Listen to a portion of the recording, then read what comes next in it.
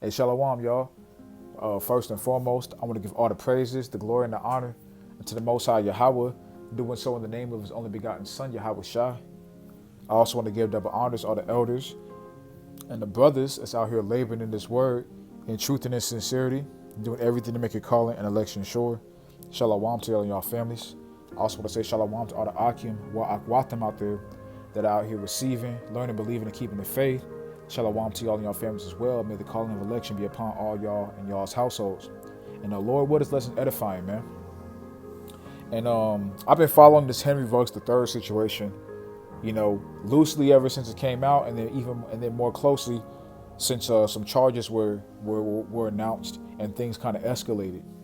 And for y'all who don't know, Henry Ruggs III is a former NFL wide receiver for the Oakland Raiders. The reason I say former is because he was just released today due to a very poor lapse in judgment, a very poor decision making in a split moment, cost his brother, a spot in the NFL. And before I delve into the story, in terms of the ritualistic aspect of this, it's very possible this is a ritual, a shaming ritual, or it meant to serve as a sacrifice at the hands of him, on someone else. The reason I say that, they were a few things. They reported that this story came out at 3:36 a.m. They said that the car he was driving was 156 miles an hour. 1 + 5 + 6, 1 5 that's 6, 6 that's 12, 12 that's 6 6. Also this brother wears the number 11, representing the twin pillars of Freemasonry, and you also got the black and white duality theme with the Oakland Raiders. I mean, look, man, more likely than not, this is some sort of shaming ritual, or this was a sacrifice that this brother was meaning to execute. Either one of those things, or it could be even deeper than that. I'm not really going into that in this particular lesson. This is just going to be an exhortation that we always have to use wisdom and understanding and knowledge as the guide for our steps, and and how we should move and shake in society. Because look, man, we ain't Henry Ruggs III, man. we not NFL players who have a highly marketable skill set. A skill set has a high financial value assigned to our skill set in this particular society. They can make a lot of money off this dude playing football. This dude's gonna be all right. If that were us in this particular situation, we'd be doing 20 to life easy. For y'all who don't know, this brother was charged with felony DUI, man.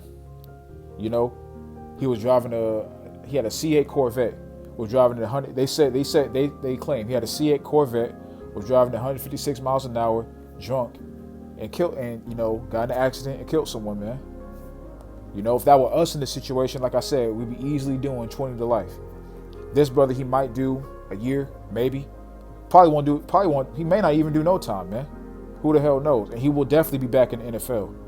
You got a lot of these, these sports pundits coming out. Oh man, I'll be shocked if he does less than 10 years.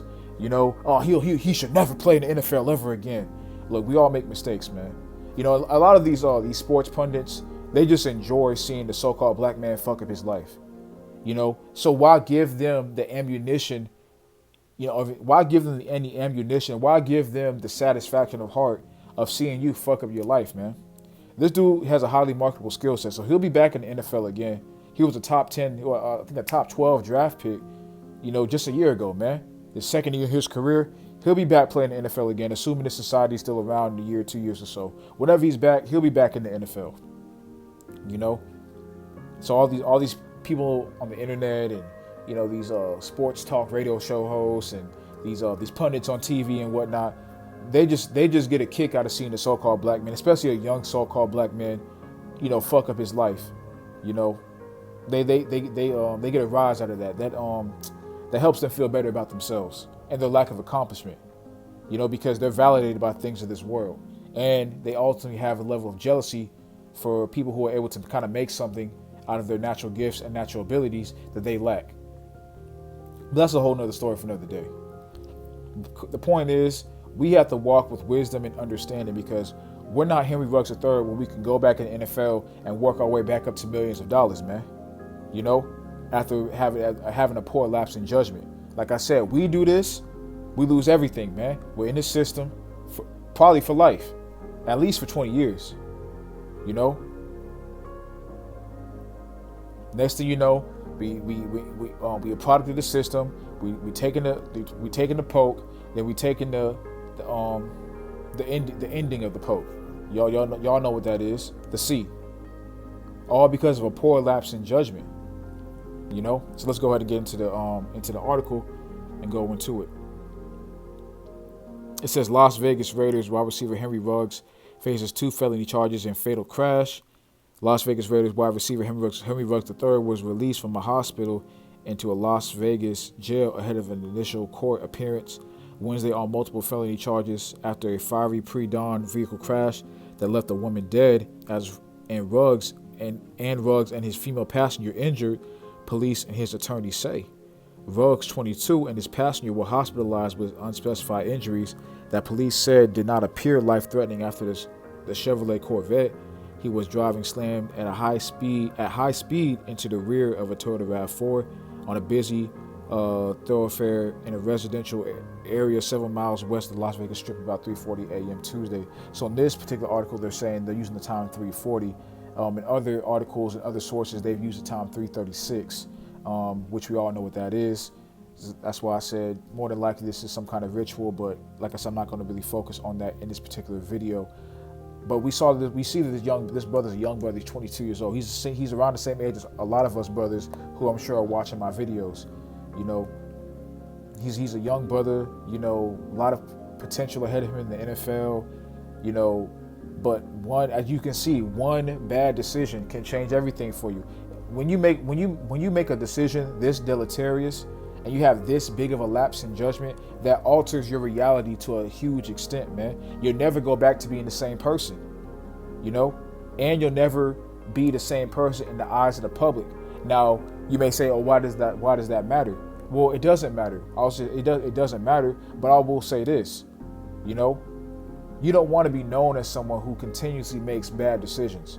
And when you make a decision this deleterious that causes people to look into your character and look into your judgment and say, how are they accustomed to making consistent poor decisions throughout their life?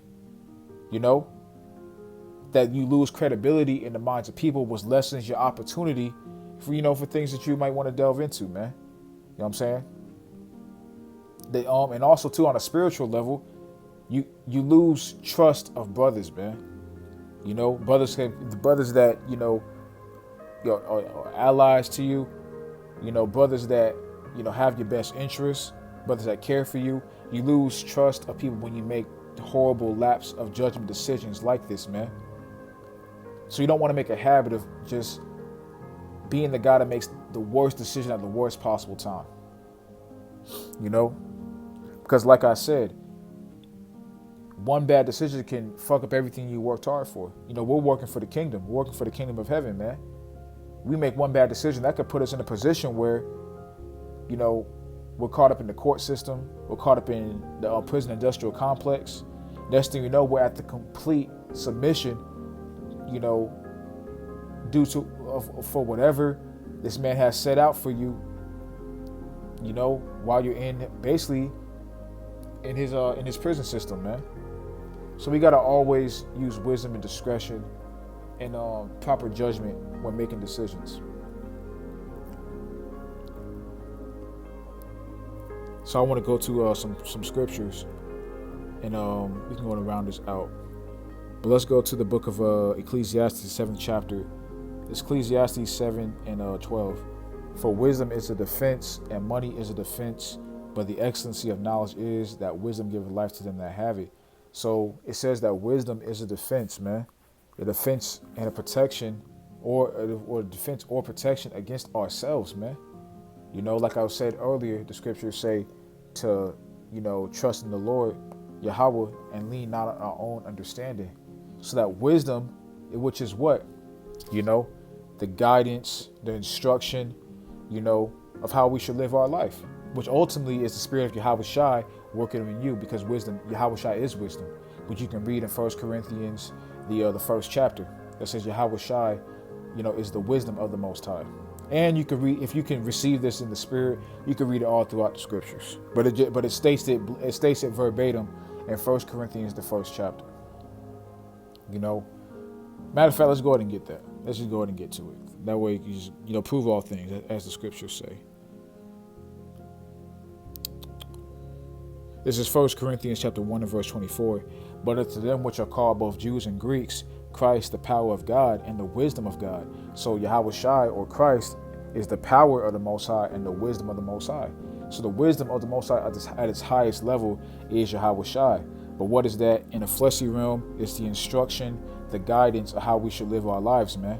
So it's the defense against our flesh. The defense is the protection against, our own sense of understanding, which can be impaired due to our mental state, our cognitive state, our well-being, how we were feeling a particular day.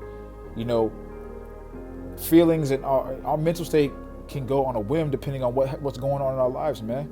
Maybe we just had a tough day, had a rough day. Maybe we're overly joyful, and you can make a bad decision in both mental states, being overly joyful or being sorrowful. That's why we always got to lean on the scriptures as a guide for how we should move, how we should shake, and things of that nature while we're in this wicked, Babylonian society. That's why it's a defense, a protection against not just ourselves, but against society as a whole. Because we got to understand, man, we always say, people always say, so-called black men, we're at the bottom. And we are, man. We're at the bottom. We're at the bottom of society in every which way possible. And we have different forces acting against us in the society that, and different forces that want to see us fall. Like I was saying earlier on in the video, a lot of these people, these pundits on TV and whatnot, they get a thrill out of seeing the so-called black man ruin their lives. They actually get joyful seeing the so-called black man who has a lot of potential and talent make a bad decision to where it's a possibility that he could never pursue that endeavor ever again. Now, this dude is an NFL player. He is a highly talented NFL player, actually. Like I said, he was a first-round draft pick just last year. So he'll be in the NFL. He may have a year suspension, like they did, I believe. I can't remember the name of the player that last had this situation happen to him. That had a year-long suspension, but he'll be back in the NFL. But they get a thrill out of at least speaking and talking about the so-called black man potentially being in a position where he fucks up his whole life. But all of us don't have, a societal, marketable skill in terms of, one that can be highly profitable as this brother, and highly and valuable that this, in terms of how this world sees value, as this brother Henry Ruggs III. So he'll be fine, but we won't be fine if we make bad decisions like this, which is why the wisdom of the scriptures has to be our protection, has to be our defense against ourselves and whatever situation we may find ourselves in. Let's go to the book of Sirach, the 31st chapter.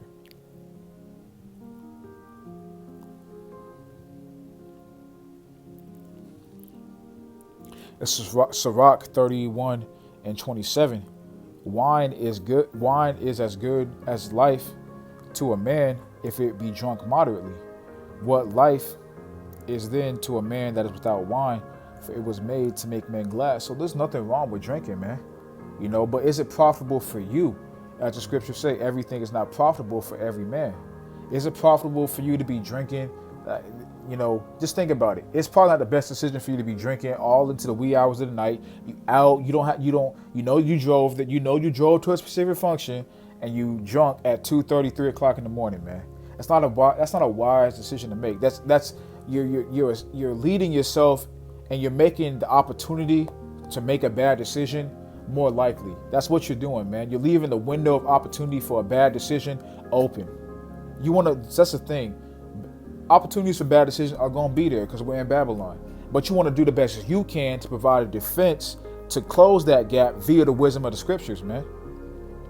Hey, man, if you about to be out somewhere, you about to be drinking or whatnot, man, get an Uber there or have someone to drive your car there or have a designated driver or something like that, man. Take the decision out of your hands. Take the decision out of your hands. And also, too, it's not wise to get overly drunk at certain places to where you have a 2 times BAC or blood alcohol content level like as this brother did. They reported, they said he had the BAC 2 times over the Nevada state limit, man. You don't need to be getting that fucking drunk out in public, man. You know, that's not wise to do. And let's go into that.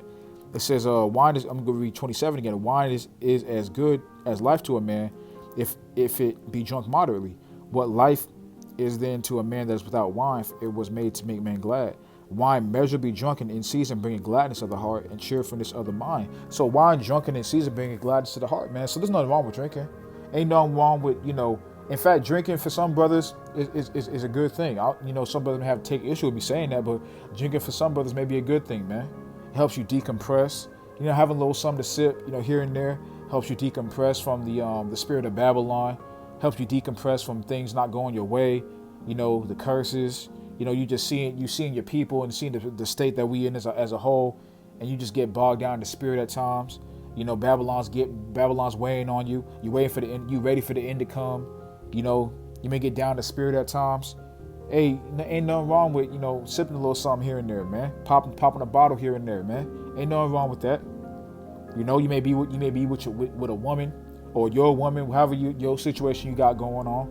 You may be with a woman who may be a concubine of yours, or you may have a actual wife or some shit, and y'all like to sip a little something here and there before y'all, relax and decompress and do what y'all do. Ain't nothing wrong with that, man. You may be out with some brothers, man. You chilling with some brothers or whatnot. Y'all sipping a little drink or whatnot.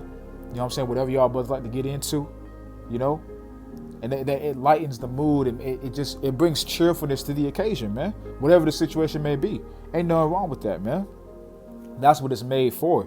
But if you do it in excess, it can turn into bad things, man. That's the balance of the Heavenly Father, because He's balanced in all His ways. He wants us to remain balanced, so He provides a deleterious act that can come from not being balanced in a certain action, man.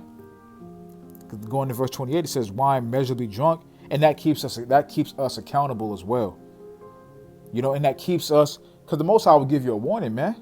If you are a habitual, alcoholic or whatnot, if you just someone who can't handle that liquor, man, the Most High will let you know this may not be profitable to be drinking, as often as you do. So you have a sign before you get into a really bad situation. The Most High will give you a sign to tell you to stop. You may get into a fight. You may but it's not out in public or whatnot. Maybe in the confines of your own home, or you may get into it. You may get into situations with a brother, or you and your woman may get into it and whatnot, and you end up going overboard and whatnot. Because you just can't handle that liquor, man. That's a sign. Most I telling you, hey man, this may not be for you, man. And that way you don't do you don't commit very deleterious actions, man. You don't go all the way off in the deep end to where you're doing shit like this brother did. Because if you're driving 156 miles an hour, and with a 2 times blood alcohol over the BAC level, you probably have a problem with the liquor. You can't contain your liquor, man. It is what it is. But the Most High will show us beforehand. That's that balance of the Heavenly Father through the bad things that can come from excess in wine. He shows us, or excess in drink. He shows us a negative consequence that can come from indulging this too frequently and too much, in excess per se. But going into verse 28, it says, "Wine measurably drunk and in season bringing gladness of the heart and cheerfulness of the mind." But verse 29, "But wine drunken in excess making bitterness of the mind and brawling and quarreling." So, ultimately it can lead to brawling and quarreling, man, and bitterness of the mind, But that can come in the form of dealing with other people, but also in the most harmful way, it can come in the form of, quarreling and brawling with your own spirit, man. Your mind and your own spirit causing you to make decisions that you wouldn't normally make being sober-minded, causing you to go into a certain way that you normally wouldn't go act and do a certain action that you wouldn't do while you have a clear conscience and a clear mind, because you're impaired. Your spirit is not moving the proper direction. And when I say impaired, I mean to the point where you're drunken. That's the thing. There's nothing wrong with drinking, but you don't want to become a drunkard, man.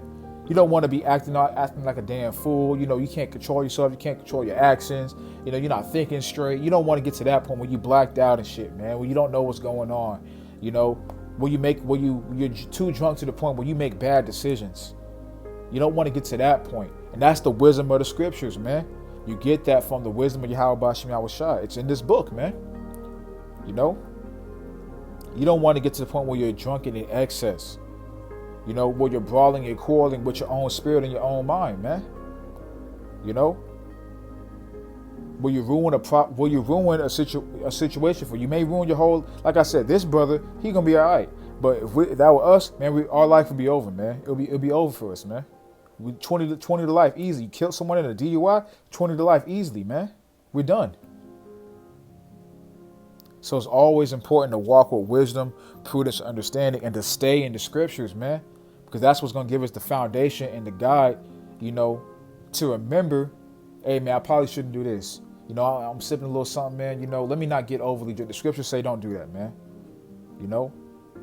And the scriptures warn against this and give me the reason as to why I shouldn't do this. Let me go ahead and do this, man. You know? That's what it's all about right there.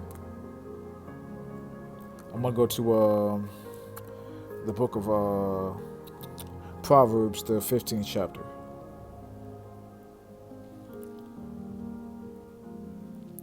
It's Proverbs 15:21. Folly is joy to him that is destitute of wisdom, but a man of understanding walketh uprightly.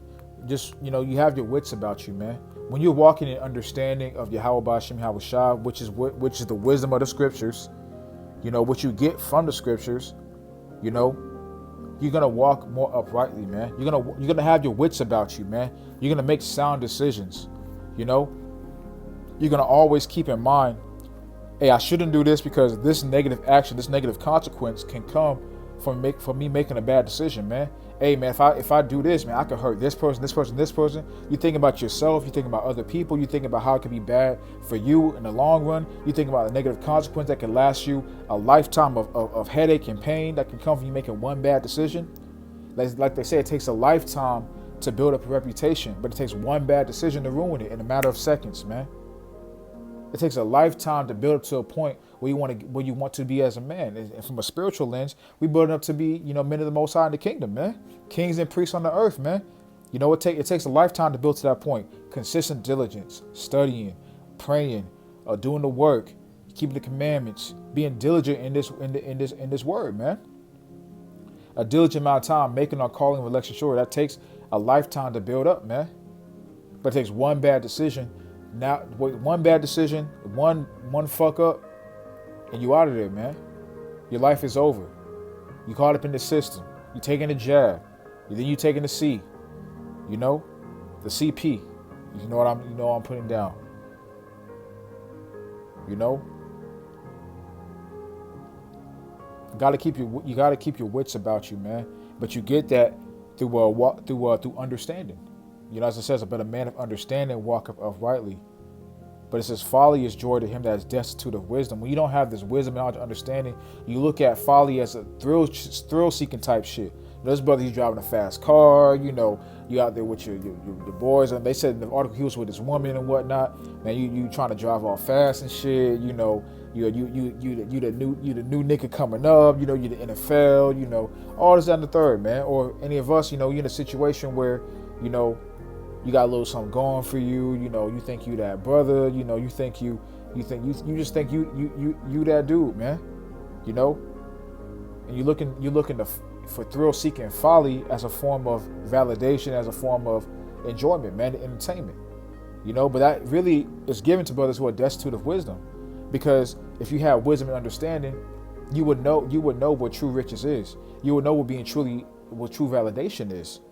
You know, that's via the Most High, you know? So you're not going to look to folly to fill those voids within you, you know? So just having your wits about you, just studying the scriptures, being diligent in this word, it's going to keep you away from a lot of bad decisions that you can make as a man. Let's go to, I'm going to end off with Sirach, 25th chapter. This is Sirach 25, chapter 8. It says, well is him that dwelleth with a wife of understanding, and that hath not slipped with his tongue, and that hath not served a man more unworthy than himself. Well is him that is found prudence, and he that speaketh in the ears of them that will hear. Oh how great is he that findeth wisdom, yet is there none above him that feareth the Lord. So it says, well is him that dwelleth with a wife of understanding. Now we know in the physical realm, that's great. And also too, assessing this situation from a physical realm, the article mentioned the brother was with a woman at a particular time period. Hey man, if you were with a woman of understanding, she would assist you in not making bad decisions. She would tell you, hey, baby, you drunk right now, let me drive. Or you drunk, or she don't want to drive your car, you don't want her to drive your car. Hey baby, let's get an Uber home. Baby, let's get a Lyft. Matter of fact, this dude's an NFL player. He should have a driver. That's a whole other story. But if any of us brothers, you with a woman, you out, you drunk, she drunk, or maybe she, who knows? Who knows the situation? Either way, you got a woman of understanding, man. First off, you got a woman of understanding. She ain't gonna be out drunk, 3 o'clock in the morning, drunk somewhere anyway. But then, that's one thing right there. But also, she'll assist you in having lapse of judgment. She'll assist you in making a decision that can negatively affect you and her. But on a higher level spiritual realm, that wife of understanding is ultimately talking about Sophia, this wisdom, knowledge, and understanding, this nurturing aspect that is wisdom, which is why in the scripture is, synonymous with, a woman or a wife, because the wisdom is given as a consort and a nurturer to the man.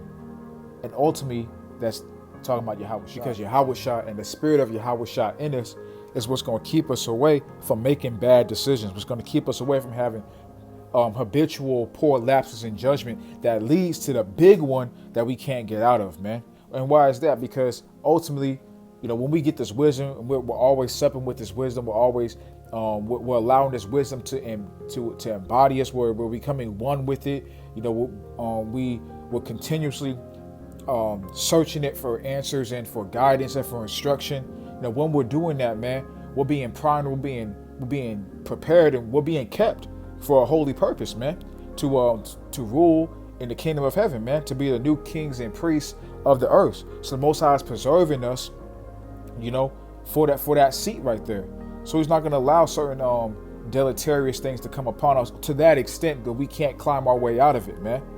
Because we become one with that precious gift, being Sophia, aka Yahweh Shah. It says, oh, how great is he that findeth wisdom, yet is there none above him that feareth the Lord, because the fear of the Lord is the beginning of wisdom.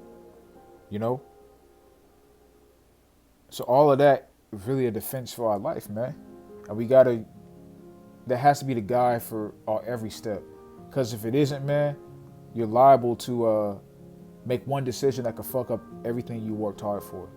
Because like I said, we're not Henry Ruggs III. We're not NFL players. We're not, so-called valuable money-making assets of society where we can get passes on certain shit. We do this, like I said, we 20 to life. This brother probably ain't even gonna do a year. Assuming this is actually a real thing. You know what I'm saying? Not some ritual, which I believe it is. But that's a whole nother story from Ecclesiastes chapter 10 and verse 3. Yea, also, when he that is a fool walketh by the way, his wisdom faileth him, and he saith to everyone that he is a fool. And how do you say to everyone that you're a fool? Through your actions, man. You're not going around telling people, hey, look at me, I'm a fool.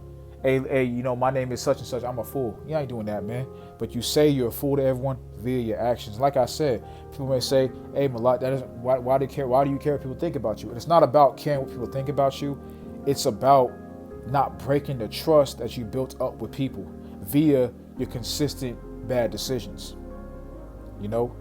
Not breaking the trust you have with brothers via consistently and habitually making bad decisions. That's what it's about. You don't want to be known as that brother who's a fool, man. That brother that no one can trust. That brother that has no that his word means nothing. Because that he's consistently making bad decisions, man. You don't want to be that brother, man. You don't want to be that brother that's his wisdom is always failing. That's the thing. You know, you have to gird up. You have to be in this you got to be in this word constantly, man. That's what you get. That's how you get the wisdom that acts as a defense for you, man. By constantly being around it. That way, it's literally a part of you. It's embedded in you. You know, you can't even to the point where you can't even help but think, man, what would Yahweh Bashim Yahushua, you know, think about this situation right here, man. Man, what would Yahweh Shah do if he was in my position right now, man? You can't help but think about it. I'm not saying we perfect, we not, you know, but you're gonna not make extremely bad decisions because you're thinking about the consequences. You're thinking about how this can affect not just yourself but others, you know. And that's always in your thoughts, in all your decision making, man. You know, that's how that wisdom don't fail you. So with that, I want to give all praise, glory, and honor to Yahweh Bashim Yahushua Bashim Kakodash. Lord, what is edifying for the hopeful elect, the nation Israel only. Baba Bar Kam Yasharallah, Shalom, and keep the faith.